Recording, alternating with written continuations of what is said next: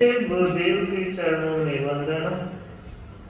शासन गौरव बहुसुत श्रद्धेया साध्वीवरा के चरणों में वंदन। शासन श्री साध्वीवरा के चरणों में वंदन। आदरास्पद साध्यवृंद, समागत श्रद्धालु श्रावक शारिका परिवार, आज का यह मंगल प्रभात मर्यादा महोत्सव का यह पावन प्रसंग है और मैं देख रही हूं मर्यादित सभा को, जहां हर व्यक्ति सुनने में तल्लीन बना हुआ है। हम सौभाग्यशाली हैं भाइयों और बहनों कि हमें जैन शासन मिला, प्रभु महावीर का शासन मिला। और मैं मानती हूं आप और हम सब परम सौभाग्यशाली हैं कि हमें संत भीखन जी का संग मिला। तेरा पंथ जैसा मर्यादित अनुशासित धर्म संघ अपने आप में हमारा अजेय रक्षा कवच है।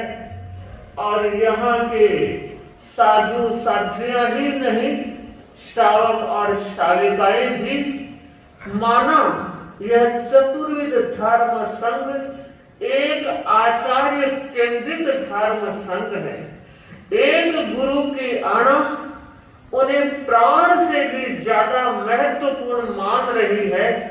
ऐसा सौभाग्यशाली संघ और ऐसे गुरु हमें सौभाग्य से प्राप्त हुए हैं। बंधुओं और बहनों, मानव महावीर कह रहे हैं कि मनुष्य जन्म दुर्लभ है, पर लगता है मर्यादित और अनुशासित धर्म संग मिलना भी दुर्लभतम बात है।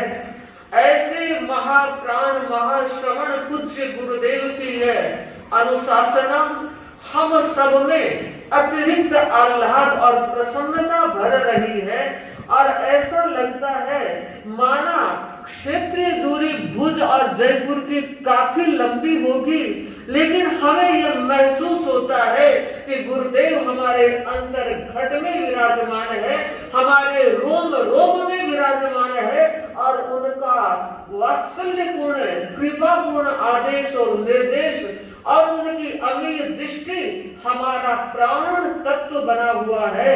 यही वजह है कि साधु साधियां हजारों हजार किलोमीटर की यात्रा करते हुए भी परमानंद में रहते हैं, क्योंकि परमानंद प्रदाता आचार्य भिक्षु से लेकर यशस्वी तेरा पंथ की आचार्य परंपरा और आप सबने और हमने देखा है गुरुत्रय को, परम श्रद्धेय आचार्य श्री तुलसी को, परम श्रद्धेय आचार्य श्री महाप्रज्ञ जी को और परम श्रद्धेय आचार्य श्री महाश्रवण जी को आज हम साक्षात देख रहे हैं। उन तीनों गुरुओं की सन्निधि लगभग आपने हमने सभी ने प्राप्त की है और हमने उनसे संपोषण पाया है, मर्यादा का अमृत पाया है।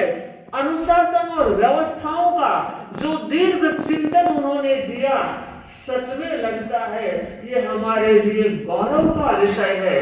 मैं कहना चाहूंगी कि कोई भी व्यक्ति अगर मर्यादित रहता है, अनुशासित रहता है, तो उसके विकास को कोई रोक नहीं सकता।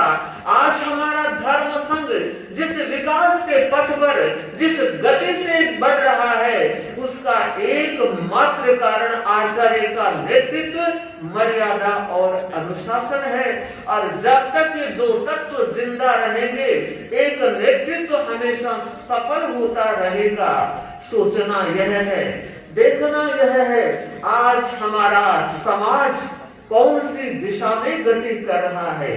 साधु साध्वियों को देखकर उनके स्कूली शिक्षा के साथ जीने वाले बच्चे हमें पूछते हैं कि महाराज अंडा नॉनवेज कैसे हो सकता है, वो खाएं तो क्या फर्क पड़ता है। तो माताओं से कहना चाहूंगी, क्योंकि बच्चे पिता से भी ज्यादा माँ के पास रहते हैं, तो माताएं उन्हें समझाएं और उन्हें बताएं कि बच्चा बेटे अंडा जो है वो शाकाहारी नहीं है। क्यों?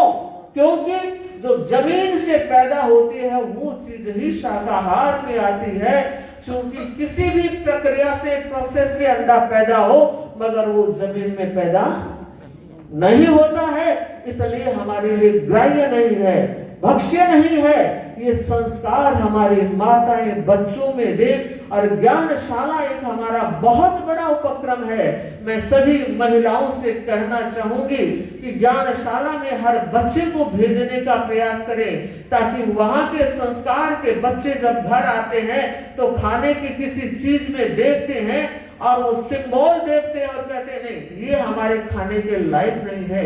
ये संस्कार, इन संस्कारों की आज बहुत बड़ी जरूरत है, और यह जरूरत, यह अपेक्षा तब पूरी होगी जब एक एक शावक और एक एक शाविका अपने जीवन में भी मर्यादा लागू करेंगे, अनुशासन का फॉलो करेंगे, और परिवार में वैसे संस्कारों के लिए भूमि को उर्वर बनाने की चेष्टा करेंगे।